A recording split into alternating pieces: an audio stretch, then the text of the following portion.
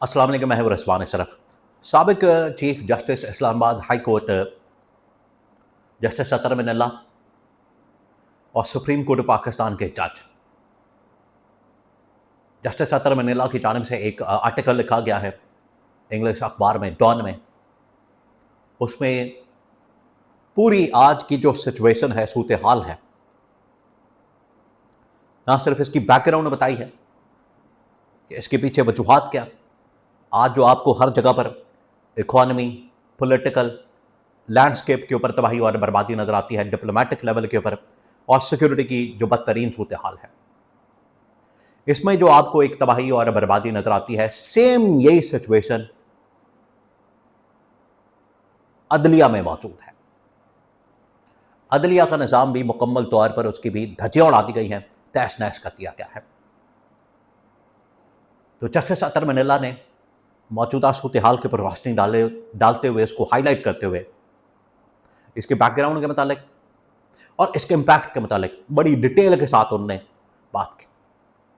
बड़ा इंटरेस्टिंग, बड़ा दिलचस्प तथ्य, इसके बारे में बड़ी अहम तरीन मालूमात जैसे ही उनकी जानिब से तथ्य दिया गया। देखिए, आज पाकिस्तान के अंदर जब भी कोई इंडिपेंडेंट तथ्य देगा, इंडिपेंडेंट बात करेगा, न्यूट्रल बात करेगा, इंसानी हुकूक की बात करेगा, अदलिया मीडिया की आज़ादी की बात करेगा, तो ऐसा लगेगा जैसे इमरान खान की सपोर्ट की जा रही, इमरान खान के हक में बात की जा रही। और इमरान खान के हक की बात नहीं हो रही। असल में जो भी खड़ा होगा इंसानी हुकूक के लिए, आइन के लिए, कानून के लिए, आइन और कानून की बालादस्ती और हुक्मरानी के लिए, इदारों की बालादस्ती हुक्मरानी के लिए, अदलिया की आज़ादी, मीडिया की आज़ादी के लिए, ऑटोमेटिकली इमरान खान के उसूल के साथ ये चीज़ मिल जाएगी। तो जस्टिस अतर मिनल्ला ने जब आइन की बात की, कानून की बात की, हक की बात की, उनके खिलाफ भी प्रोपेगेंडा शुरू कर दिया गया। इसके बारे में बहुत अहम तरीन मालूमात और किस तरीके से उन्होंने बताया है कि आज इमरान खान एक सिंबल बन चुका है, एक इस्तियारा बन चुका है आज़ादी का, इंसानी हुकूक का, जमहूरियत का। वो एक अलमदार बन चुका है, सिंबल बन चुका है। उसके बारे में बहुत अहम तरीन मालूमात, 3-4 इस हवाले से खबरें हैं, 2-3 वो खबरें मैं आपके साथ शेयर करता हूँ। सबसे पहले जस्टिस अतर मिनल्ला जो साबिक chief justice Islamabad high court और साबिक सुप्रीम कोर्ट के जज रह चुके हैं, और एन उस मौके पर उनकी जानिब से इस्तीफ़ा दिया गया, एन उस मौके पर उनकी जानिब से रिज़ाइन दिया गया जब पाकिस्तान में अदलिया के निज़ाम को लपेटने की बात हो रही थी, इसकी आज़ादी को कॉम्प्रोमाइज़ कर दिया गया, इसके ऊपर हमला कर दिया गया और अदलिया की धज्जियां उड़ा दी गई। एन उस स्टेज के ऊपर मौके पर जस्टिस अतर मिनल्ला की जानिब से एहतजाजन इस्तीफ़ा दिया गया। तो आज उन्होंने जो मुल्क के अंदर तबाही और बर्बादी नज़र आती है, उसके ऊपर रोशनी डाली है, उसको हाईलाइट किया है, इसकी बैकग्राउंड को और इसके इम्पैक्ट को। मौजूदा सूरत हाल तो अब सबको पता है कि क्या हालात है। महंगाई, आम आदमी, मसाइल, गवर्नमेंट को फ़िक्र कोई नहीं, कोई फ़िक्र फाका नहीं। ये ताज़ियत करने के लिए सरकारी वसाइल इस्तेमाल करते हैं, जहाज़ इस्तेमाल करते हैं, अल्ले तल्ले करना, लूट मार करना, इनकी प्रायोरिटीज़ ये है। ना इदारों का इनको पता है, ना अवाम का पता है, ना किसी और चीज़ का। अब हुआ ये है कि जस्टिस अतर मिनल्ला ने इसकी बैकग्राउंड का बताया। उन्होंने कहा कि बैकग्राउंड असल में शुरू होती है, अब आप इसको बड़ा गौर से सुने, समझे इस बात को। ये बड़ा अहम तरीन आर्टिकल और इसके अंदर 2-3 बड़े अहम तरीन पॉइंट्स। जस्टिस अतर मिनल्ला ने जो आज हालात बन चुके हैं, जो तबाही और बर्बादी है, उसकी जड़ उन्होंने कहा कि वो है इमरान खान के खिलाफ होने वाली अदम एतमाद। ये जड़ है, यहाँ से सिलसिला शुरू होता है, यहाँ से मामला शुरू होता है और दिन ब दिन फिर सवाल आता है, हालात फिर ख़राब होते हैं। उन्होंने कहा कि ये जड़ है। उसके बाद जिस तरीके से फिर इस एक जाली हुकूमत को ला के बिठा दिया गया PDM की, उसके बाद आइन और कानून की धज्जियां उड़ा दी गई,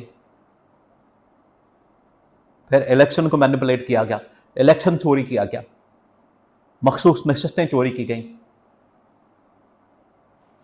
फिर इलेक्शन चोरी करके उसके नतीजे में एक जाली चोरी वाले मैंडेट के ऊपर गवर्नमेंट बिठा दी गई जिनके पास मैंडेट नहीं,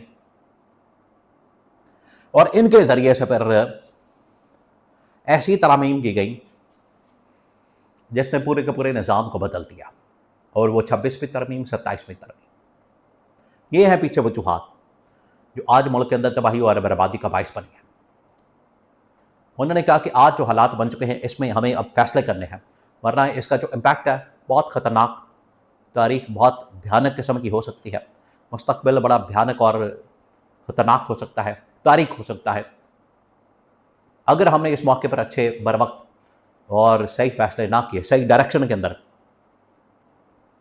तो हमें बड़े बदतरीन नताइज का सामना करना पड़ेगा, बहुत मसाइल का सामना करना पड़ेगा। उन्होंने कहा कि आज हमें हक़ की खातिर बाहर निकलना, अदलिया मीडिया की आज़ादी की बात करनी, इंसानी हुकूक़ की बात करनी, लोगों के मसाइल की बात करनी, जो कि आज कोई नहीं कर पा रहा। तो उन्होंने, आप समझें, जिस तरीके से आज पाकिस्तान के अंदर बड़े बड़े सहाफ़ी, हामिद मीर, नजम सेठी, उनकी जानिब से आज बात की जा रही है, गवर्नमेंट की नाकामी, नालायकी और उनका फेलियर हाईलाइट किया जा रहा है। बिल्कुल उसी तरीके से जस्टिस अतर मनीला ने वो तमाम की तमाम चीज़ें हाईलाइट की, और जो असल हकाइक है वो लोगों के सामने, पब्लिक के सामने रख दिया।